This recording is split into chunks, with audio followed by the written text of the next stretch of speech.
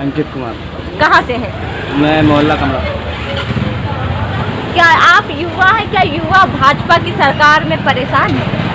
युवा क्या, हर इंसान परेशान है। युवा तो परेशान होगा ही, अपनी नौकरी के चक्कर में, घर वाले शादी के चक्कर में पड़े हैं और लड़के की नौकरी लगी नहीं है, वो परेशान है। तो क्या आपको क्या लग रहा है आने वाला फ्यूचर आपको कैसा दिखाई दे रहा है? ब्राइट तो लग नहीं रहा बिल्कुल भी। अगर बीजेपी की सरकार है तो बिल्कुल ब्राइट नहीं है। अगर कोई अन्य पार्टी आती तो क्या ब्राइट आ सकती है? आज क्यों नहीं, जो मुद्दे होंगे। फिलहाल बीजेपी सरकार शिक्षा के नाम पर कुछ भी नहीं कर रही, रोजगार के नाम पर कुछ भी नहीं कर रही है, शिक्षा को बिल्कुल ख़राब कर दिया है। अगर नौकरी भी निकालते हैं तो पेपर लीक हो जाते हैं, बच्चे बहुत परेशान हैं। बड़ी मुश्किल से तो घर वालों से पैसा मिलता है और पैसा मिलने के बाद जाते हैं पेपर देने, वहाँ पे लीक हो जाता है। तो बहुत डिप्रेशन में युवा है, क्योंकि बच्चे देखते हैं कि कोई भी तरीके से पढ़ाई डिजिटल नहीं तकनीक का यूज़ ज़्यादा कर रहे हैं, डिजिटल का यूज़ ज़्यादा कर रहे हैं। और जिस प्रकार से स्कूल में पढ़ाई होती है उस हिसाब से पढ़ाई भी नहीं है, सारा सिलेबस चेंज किया जा रहा है। बच्चे पढ़ें चाहे ना पढ़ें तब भी उनको पास कर दिया जा रहा है। आज से कम 10-15 साल पहले शिक्षा अच्छी थी। ये स्ट्रगल करके बच्चा 2-3 बार फेल होता था, उसको नॉलेज होता तब जाकर पास होता था, तो उसमें हिम्मत थी नौकरी पाने की, उसमें काबिलियत तब आ जाती। आज के टाइम पे बच्चा बिना पढ़ता कुछ भी नहीं है, 30 नंबर में प्रैक्टिकल फ्री में दे दिए जाते हैं, प्रैक्टिकल के नाम पे बिल्कुल बेवकूफ़ बनाया जाता है। ऐसे नंबर दे दिए, बच्चे पास हो जाते हैं और जब पास हो जाएंगे तो रोजगार तो मांगेंगे। हम भी पास हो गए हैं और उनको भले ABCD ना मालूम है, पर कहेंगे हम पास हो गए, हमको नौकरी चाहिए। आपने जिस तरीके से कहा कि भाजपा की सरकार में शिक्षा को लेकर काफ़ी चेंजेस आए हैं, लेकिन हम कौशल विकास की बात कर रहे हैं। कौशल विकास में उन्होंने बहुत अच्छी योजना, बहुत अच्छी चलाई, मैं इसकी तारीफ़ कर रहा हूँ, पर उसके नाम पर किया क्या?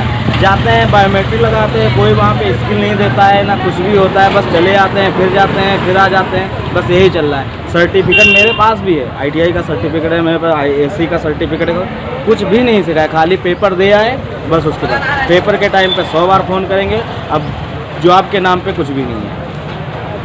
और यह लखीमपुर में तो जॉब का तो कुछ है ही नहीं। बाहर जाओ, लखनऊ जाओ, दिल्ली जाओ, मुंबई जाओ, बस बाहर। अगर बाहर हम चले जाएंगे फिर घर वालों को क्या, कौन ध्यान रखेगा? घर में कोई प्रॉब्लम हुई तो वहाँ से हम भाग के आए, फिर वहाँ जॉब छूट जाएगी कि एक अनार 100 बीमार। करप्शन को लेकर क्या कह रहे हैं कि अगर कोई दूसरी सरकार आती तो करप्शन खत्म होने के चांसेस दिखाई दे रहे हैं? बिल्कुल होगा जरूर। करप्शन तो बीजेपी वाले ही कर रहे हैं। जितने करप्शन हम भ्रष्टाचार करते विपक्ष में होते तो बीजेपी हमारे पास केस ठोकती, उसके बाद क्या डरवाते, फिर हम क्या है बीजेपी में शामिल हो जाते, बस हम तो दूध के धुल गए बस। आज के टाइम पे बहुत देखिए, शुभेंदु अधिकारी थे और एक चटर्जी जी थे, वो सब, और पूर्व मुख्यमंत्री अशोक चव्हाण महाराष्ट्र के थे, वो सब पहले करप्शन में थे। अजीत पवार जी करप्शन में थे, उसके बाद जब बीजेपी में आ गए तब सब साफ हो गए। अब उन पर कोई भी केस नहीं। तो वॉशिंग पाउडर सबको कर दे कि जनता को इतना वाश कर दिया, ब्रेन वाश कर दिया है, तो जनता के दिमाग में कुछ नहीं सूझ रहा है। बस जाति धर्म, बस उसके सामने शिक्षा, रोजगार, विकास कुछ भी नहीं है। भाजपा की सरकार में काफ़ी विकास हुआ। वो सत्ता में तो दावे अपनी कमियां थोड़ी ना गिनाएंगे, वो तो अपनी बढ़ाई करेंगे। बस कागज़ पे काम चलता है और ज़मीन पे कोई काम नहीं चलता है। तो क्या लग रहा है आपको कि कौन सी पार्टी भाजपा को मात दे पाएगी? जिस तरीके से भाजपा का नारा है 400 पार। 400 पार, वो जब शुरुआत में तब 400 पार कर दिया। आज के टाइम पे उनकी हवा टाइट है, 400 पार उनके मुँह से नहीं निकल रहा है। वो शुरुआत में विकास की बात कर रहे थे, विकास की मैंने ये कर दिया, वो कर दिया। आज के टाइम पे फिर उन्होंने हिंदू मुस्लिम करना चालू कर दिया। महिलाओं पे कह रहे हैं मंगलसूत्र छीने जाएंगे। कौन मंगलसूत्र छीन रहा है? कोई नहीं छीन रहा है, खाली जनता को बेवकूफ़ बनाना है बस उनको। लेकिन जिस तरीके से इंडी गठबंधन के नेताओं ने वोट जिहाद का जो मुद्दा छेड़ा, इसको लेकर क्या कहेंगे? देखिए, इंडिया गठबंधन भी बहुत कंफ्यूज है, वो भी समझ में नहीं भाई हम करें क्या। आपको भी लग रहा है इंडिया गठबंधन कंफ्यूज है? बहुत कंफ्यूज है। कैसे? अब देखिए, उनके पर्चा दाखिल करने जाते हैं और बीजेपी में भाग जाते हैं। बताओ, वहाँ की निर्विरोध जीत जाती है बीजेपी। अगर वो लड़ना ही चाह रही है, अभी मध्य प्रदेश में हुआ, बीजेपी में चला गया उनका प्रत्याशी, और उसके बाद में क्या हुआ वहाँ पे। अब आपको इंडिया गठबंधन का मेन मकसद है कि बीजेपी को हराना है। बीजेपी को हराना है तो वहाँ पे बसपा एक प्रत्याशी है खड़ा, यानी दो लोगों की फाइट वहाँ पे हो गई। अब उसके बाद वहाँ पे कह रहे हैं हमको बीजेपी को हराना है, तो वहाँ पे आप बसपा को समर्थन दे दीजिए, बसपा जीत जाएगी, बीजेपी तो हार जाएगी। पर वहाँ पे कह रहे हैं नोटा दबा दीजिए, यानी तुम बीजेपी को हराना ही नहीं चाहते। लेकिन ममता बनर्जी ने जिस तरीके से कहा था कि भाजपा को केवल टक्कर टीएमसी ही दे सकती, तो क्या लगा? वो बंगाल तक ही सीमित है, बंगाल से थोड़ी ना होगा। तो आप बंगाल में आप उसको गिरा सकते हैं बीजेपी को, पर यूपी से ही सत्ता का रास्ता जाता है। 80 लोकसभा सीटें हैं, तो वहाँ शायद 40 से जिसको होंगी शायद सीटें ऐसे ही, पर बंगाल में तक सीमित हैं। और यहाँ पे एक बसपा ही पार्टी जो शिक्षा, रोजगार और विकास के नाम पे, क्योंकि उन्होंने करके दिखाया है। उन्होंने स्कूल, कॉलेज, नौकरी, हर चीज़, हर वर्ग के बच्चों का ध्यान रखा है। कक्षा 5 वाला, कक्षा 8 पास वाला आज 40,000 की नौकरी कर रहा है और अच्छे से अपने बच्चों को पढ़ा रहा है। बसपा बीजेपी सरकार में ये बिल्कुल। राहुल गांधी के ऊपर जिस तरीके से आरोप लगाए जा रहे हैं कि राहुल गांधी पप्पू है, तो क्या लग रहा है आपको? भी लगता है राहुल गांधी पप्पू है? पप्पू तो कोई नहीं है, पप्पू तो सारा बीजेपी वाले हैं, पूरा पप्पू बीजेपी वाले, क्योंकि वो ऐसी बातें करते हैं कि जनता को बिल्कुल भड़काना। उनको खुद नहीं समझ में पप्पू है कौन। पप्पू राहुल गांधी नहीं, पप्पू तो मोदी तो चौकीदार है, चोर है, हर चीज़ बेच दिया, रेलवे पता नहीं क्या क्या बेच दिया। उसकी तैयारी कर रहे हैं, 24 के बाद आ जाएंगे तो ये संविधान को भी तगड़ा चोट देंगे। जीने का अधिकार, स्वतंत्रता का अधिकार आज ही के टाइम पे आदमी जो अपने काम कर। अभी मैंने देखा एक नॉमिनेशन शायद छोटू चमार करने जा रहा था, तो उसको सत्ता के लोग उसको इतनी बेगरत से उसको यानी भगा दिए।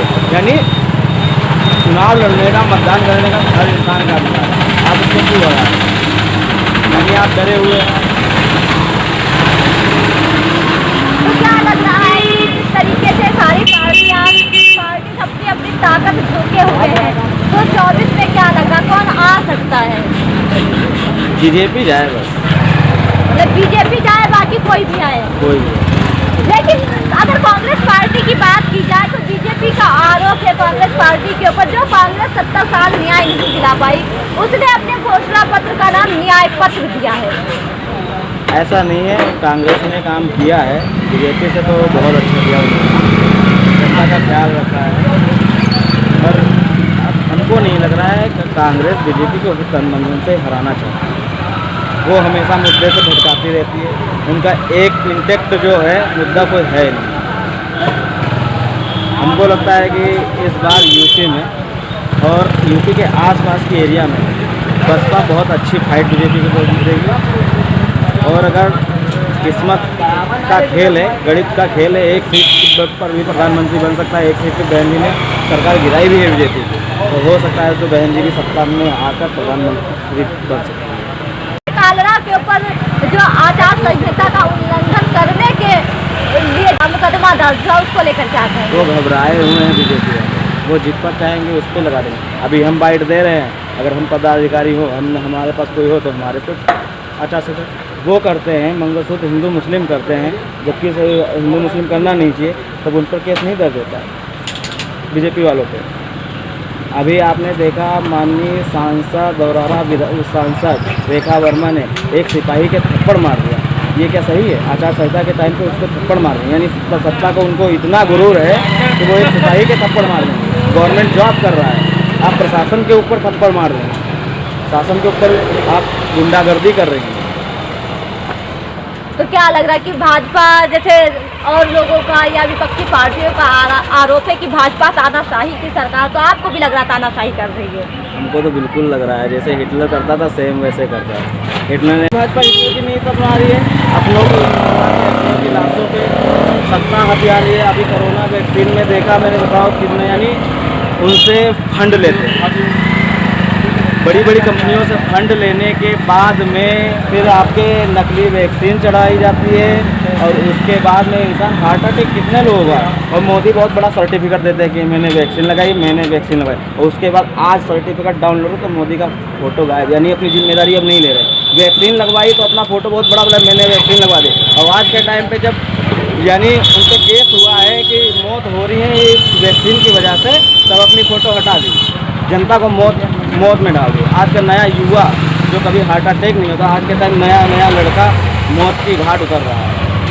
लेकिन इसमें फास्ट फूड का भी कहीं ना कहीं योगदान बताया जा रहा है कि जो लोग फास्ट फूड का जो खा रहे हैं इसकी वजह से हार्ट अटैक आ रहे हैं लोगों को। ऐसा नहीं है, फास्ट फूड के आदमी खाता तो है ही है फास्ट फूड, उससे क्या मौत हो आपने क्या जाए। वैक्सीन लगवाई थी? हाँ, हमको तो डर लगता कुछ डर लगता है, क्यों मेरी लग मौत रहा है? मेरी मौत का अगर मुझको अगर कुछ होता, मेरी मौत के जिम्मेदार मोदी है, बस सरकार नहीं, मोदी। लेकिन आपको क्या जिस तरीके से आपने कहा कि हमने वैक्सीन लगवाई, हमको डर लग रहा है, जिस तरीके की जैसे हार्ट अटैक से संबंधित कोई प्रॉब्लम आपको आ रही है क्या? नहीं, अभी नहीं, पर डर तो लग रहा है। आ भी सकती है, कोई बता के नहीं, थोड़ी नहीं जैसे है। बॉडी में कोई चेंजेस किसी तरीके का आया वैक्सीन लगवाने के बाद में से? वो एनर्जी नहीं रही लगता है, वो एनर्जी जो होती वो है नहीं है असल। Vaccine dangerous.